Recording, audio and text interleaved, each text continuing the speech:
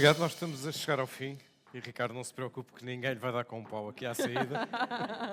Mas é muito curioso como nós acabámos a falar de um projeto de uma empresa municipal, de habitação municipal, e é um facto, quem esteve atento, aliás, à campanha recente, viu, entre outras coisas, como o Porto tem um peso tão grande de habitação social, como sabemos é um tema de grande intensidade política e social da habitação, mas nós não temos a falar nem de cimento, nem de tijolos e nem sequer muito de tecnologia. Tivemos a ouvir essencialmente a falar sobre pessoas. E isso é uma marca permanente em todos estes anos e edições do Evolve. Eu sei porque eu estive em todas.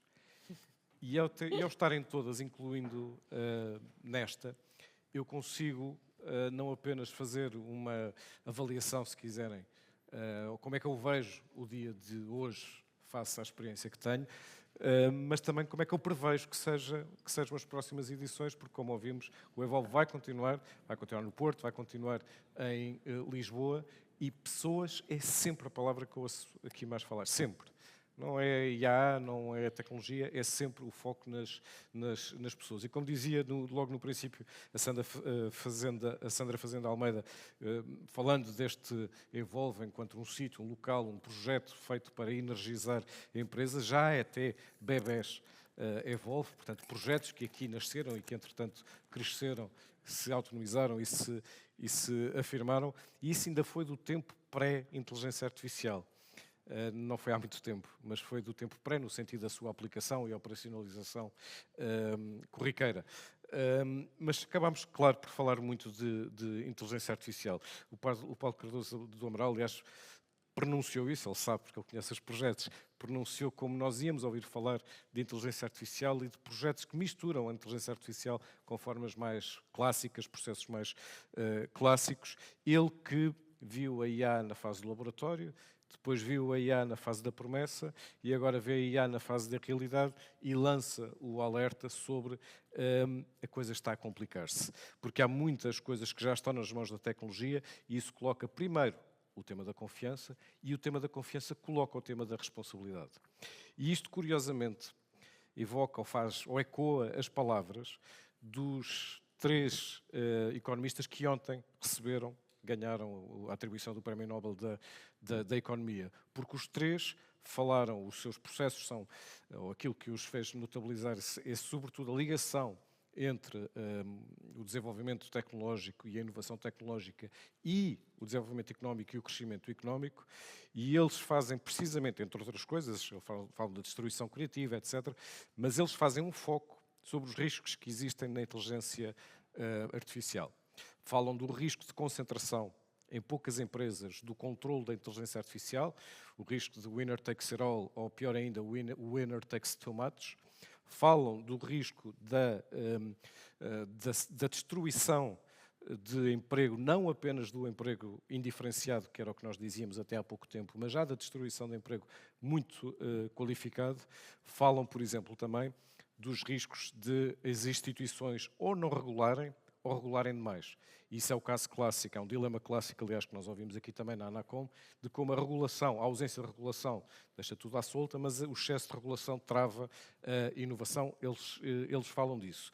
E isto tudo que eu estou a dizer, eu não sabia até ontem, porque estive a ler depois da atribuição do prémio Nobel. Mas a verdade é que, em Portugal, segundo o Paulo Cardoso do Amaral, nós andamos um bocadinho distraídos.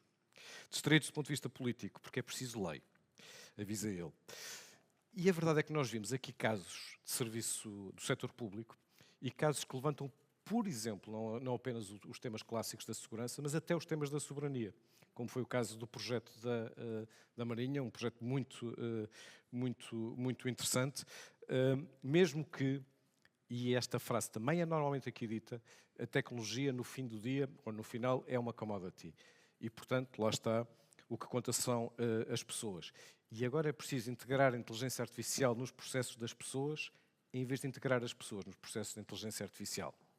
Porque isso faz toda a diferença. E é relevante como este tema das pessoas também subjaz aos critérios de seleção que permitiram escolher este conjunto de casos que aqui conhecemos ao longo deste dia, um dia grande e um grande dia, digo eu. É esse o desafio, como ouvimos desde o princípio, e esse desafio da confiança, da legitimidade, da responsabilidade faz-se através das empresas que se querem prósperas, que se querem lucrativas, que se querem inovadoras, que se querem com um perfil de risco, mas também se faz através do Estado. O Estado, é preciso que o Estado esteja presente, é preciso criar sistemas com legitimidade e já agora é preciso imaginar. Que foi o que fizemos depois?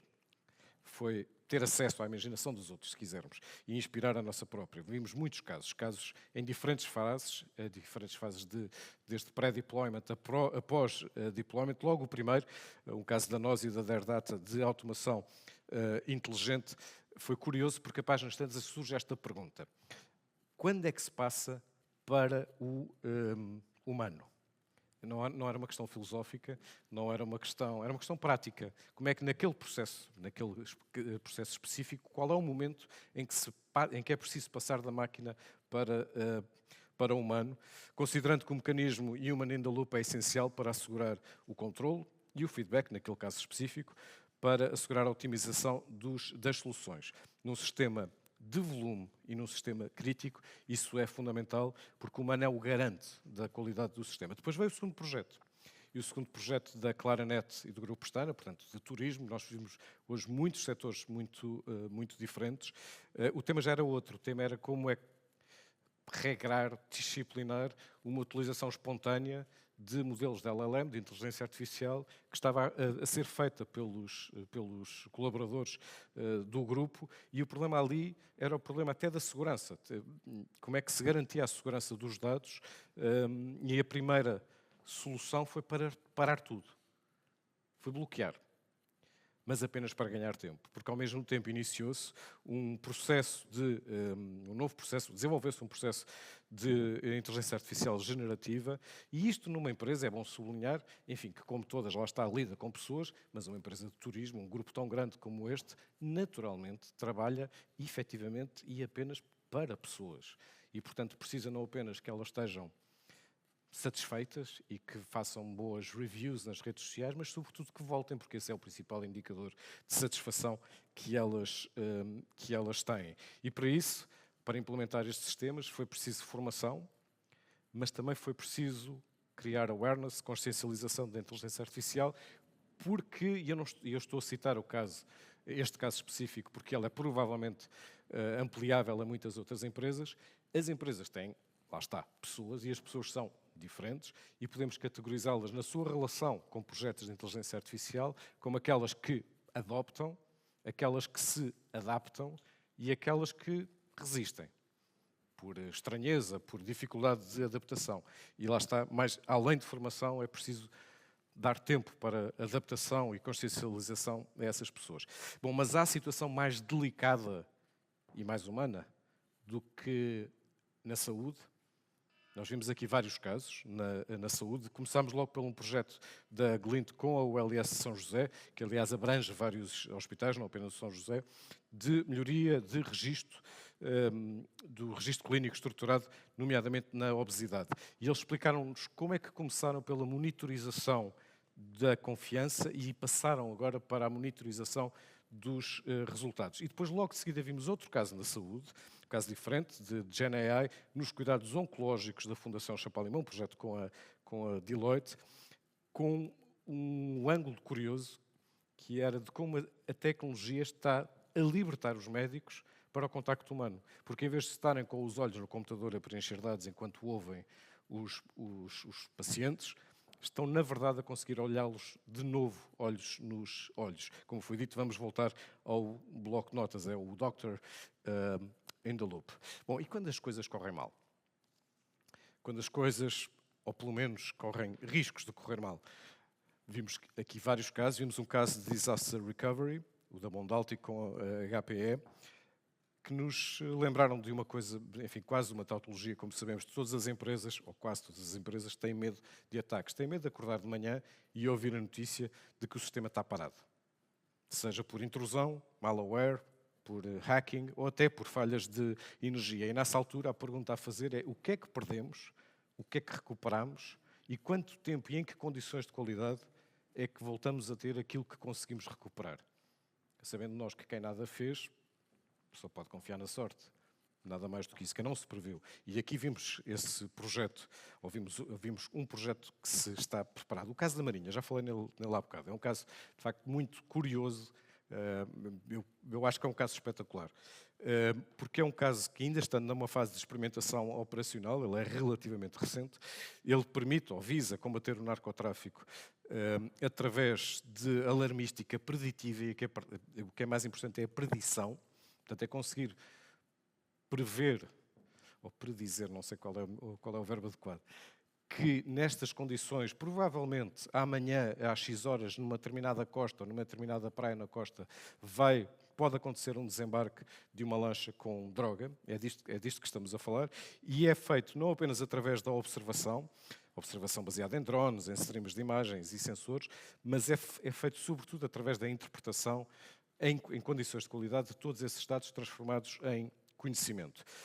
E é um bom exemplo de como, e estou a citar, como um problema se transforma num propósito. Neste caso, numa missão pública. E continuamos. E ao continuar, o caso seguinte foi um caso em que começou por se falar de magia. Falámos da revolução do negócio global da Sovena, em parceria com a AWS, através da criação de uma cloud única para a qual migraram 80 servidores. E aqui foi explicado que neste processo, como noutros, não é só e não é sequer, sobretudo, um processo tecnológico. É um processo de transformação cultural da própria empresa. É um processo de liderança, de compromisso de liderança dentro da própria empresa. E vimos isto em vários casos, porque foram, de facto, muitos os setores estratégicos, setores críticos, setores de paixão, setores como o desporto. Tivemos vários casos de desporto, desde o Smart Stadium 5G e IA de transmissão de um torneio, de um projeto piloto, de um torneio do CIF com a MEL, até ao broadcasting em direto da corrida de São Silvestre, uma parceria da Ericsson, da nós e dessa estação de televisão espetacular que é a TVI, e que é um processo reinventado porque foi feito sem cabelagem, sem fios, baixa latência e em alta velocidade. E ouvimos exatamente a mesma palavra, reinvenção, ainda agora num outro processo, um processo de reinvenção da presença digital da Sport TV com a Magical. Há muitos destes processos, ou destes projetos, que são muito visíveis, há outros que são muito invisíveis para os cidadãos, mas na verdade têm impacto nas suas vidas quase cotidianas, embora eles não os saibam. E alguns desses estão no Estado. Por exemplo, no projeto que aqui vimos, de inteligência artificial de mapeamento geográfico, creio que estou a dizer bem, o caso do projeto BUPI, que é claramente virado para o cidadão, uma plataforma SIS com a CGI, em que se falou de um elefante negro, ou seja, eventos inevitáveis, mas que têm um forte impacto, mas sobre os quais nada fazemos até acontecer. Ou, neste caso, nada fazíamos. E este foi um caso em que parecia que estávamos a falar de polígonos e de algoritmos, mas depois acabámos a falar de um padre que, no fim da missa, reuniu pessoas para decidir, e decidiu, ou ajudou a decidir, determinadas fronteiras entre terrenos que estavam mal mapeados ou indefinidamente mapeados. E vimos depois projetos de gerir e controlar custos crescentes no ambiente multi-cloud, que levou, naquele caso, a uma parceria entre a Galp e a Devoteam, e falou-se, naquele caso, outra vez de um elefante, mas era o outro, não era o elefante negro, era o elefante da sala, e era outra vez a inteligência artificial. Parênteses. Houve dois projetos que falaram de tempo. Num foi dito que na implementação do projeto é preciso resultados muito rápidos. E não apenas pelo retorno do investimento, mas sobretudo pela persuasão das equipas, para manter as equipas motivadas e manter o seu compromisso, porque já começam a ver resultados rapidamente, senão elas podem desmobilizar. Mas depois vimos outro projeto, da Simoldes, em que foi dito que, se eu voltasse atrás, teria tido mais tempo, teria dado mais tempo, porque os resultados provavelmente teriam sido melhores. Falámos da banca. Falámos do caso do Novo Banco, que fez uma transformação num período difícil da instituição e quis fazer uma transformação, fez, do modelo de distribuição e de serviço a clientes. E foi aí, em meio dessa apresentação, que ouvimos. Isto da inteligência artificial evolui todos os dias. E eu perguntei, isso quer dizer o quê? Riscos de obsolescência técnica? Não. Significa que os processos estão em permanente melhoria. Ou seja, não são projetos com princípio, meio e fim. São projetos com princípio, meio, sem fim. E obrigam, lá está, não apenas a antecipar tendências, mas a estar disponível e adaptar. Só 2% dos gestores, num inquérito que aqui foi citado, implementaram soluções ou ações de resiliência cibernética nas suas empresas. Quem disse isto foi o gestor da REN, sublinho, REN, da Rede Elétrica Nacional. Como sabemos, é uma infraestrutura crítica. Ele falou-nos, aliás, desse outro elefante negro. Porque só agora, talvez só agora, é que os CEOs tenham este tema, ou temas como este, na sua própria agenda. E, portanto, só agora começa a expandir-se este tipo de preocupações. É o caso da REN, que está a desenvolver o projeto com a Inetum de resiliência em infraestruturas críticas. E depois vimos como há muita inovação na indústria, com certeza, na produção, nos processos produtivos, mas também há inovação na relação comercial. A Simoldes foi o caso do projeto com a PwC e com a Salesforce, e depois esbarramos, não gosto da palavra, não gosto do verbo. Depois desaguámos numa outra palavra-chave que não foi nem ERP, nem SAP, nem CRM. Foi a palavra paixão. E falámos de futuro. E do futuro, naquele caso, mas julgo que aplicado a outros, o futuro é ou passa por simplificar processos, usar a inteligência artificial como o segundo cérebro de equipas, ter forças de trabalho híbridas, ou como a inteligência artificial é receita para muitas maleitas, e como aqui também foi dito, para a Anacom. Enfim, nós ouvimos muitas histórias, ouvimos muitos projetos, ouvimos falar, lá está, de elefantes negros, de elefantes na sala, de icebergs, de baterias, de médicos que olham olhos nos olhos, como disse há pouco, e que dizem formulações tão cientificamente robustas como a seguinte: se o paciente ligar e disser que está com olhos de cachuchinho, é grave. Se for olhos de carneirinho, não te preocupes. Bom, mesmo no fim vimos na apresentação Trust Each Other, confiar uns nos outros. Isto remete-nos para grande parte do que aqui vimos, que são processos de colaboração. Nós não estamos só a falar de tecnologia, não estamos sequer só a falar de pessoas, estamos a falar de projetos de colaboração. Aqui estiveram sempre, ou quase sempre, duas ou mais pessoas. Parcerias, alianças. E isso também faz parte do que é este projeto o Evolve. Portanto, deixem-me partilhar. Eu, quando aqui entrei hoje de manhã, conhecia 61 projetos. Porque lá está, tive a sorte e a felicidade de ser convidado para todos. Até agora, ouvi-os todos, conheço-os todos. Desde uns que hoje são muito incipientes, do início, até outros bastante mais complexos de hoje. E eu saio daqui a conhecer quase 80. E deixem-me partilhar convosco. Esta foi a melhor edição até agora. E não, eu não digo sempre isto. Eu nunca tinha dito isto. E eu acho que não é um acaso. Suponho, ou atrevo-me a interpretar ou especular razões sobre isso. E as razões têm, suponho eu, do que eu fui ouvindo, têm a ver com a maturidade dos processos, com a maturidade dentro das empresas, naturalmente, tem a ver com a complexidade e tem a ver, suponho eu, também com a partilha, com a vontade e disponibilidade e até a autoconfiança das empresas para agora partilharem mais projetos estratégicos do que antes, porque provavelmente antes não tinham tanta confiança nos processos que ainda estavam a desenvolver. Mas nós tivemos aqui casos excelentes, tivemos casos muito interessantes, ou seja, que qualquer pessoa que gostaria de conhecer, independentemente das suas vocações ou paixões mais ou menos tecnológicas, temos casos muito bem comunicados. Também foi, creio eu, a edição em que houve mais fluidez na comunicação. Parabéns por isso a todos os que apresentaram. E o Evolve também é isso. Também é, claro, comunicação, mas sobretudo inovação, cooperação, as pessoas. E eu acho que posso fazer, porque não é um autoelogio, embora eu faça parte do projeto, não é um autoelogio, não é nesse sentido. Há uma característica, ou há várias características que vão perpassando pelas várias edições. E uma delas é a permanência. Isto podia ser um fogacho. Nós trabalhamos em comunicação, conhecemos muito bem os fogachos. E os fogachos, não, atenção, podem não ter de mérito nenhum. Não há problema nenhum em alguém fazer uma iniciativa uma vez. Não há mesmo. Não estou sequer a ironizar. Mas há muito mérito em fazer permanecer as coisas ao longo dos anos. E este projeto tem essa característica, tem essa permanência. Ele vai criando legado, com certeza, mas vai criando inspiração e vai criando futuro.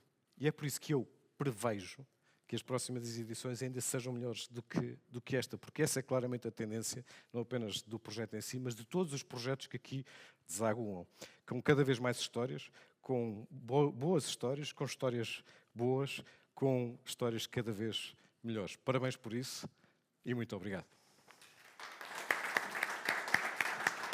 Ana Sofia.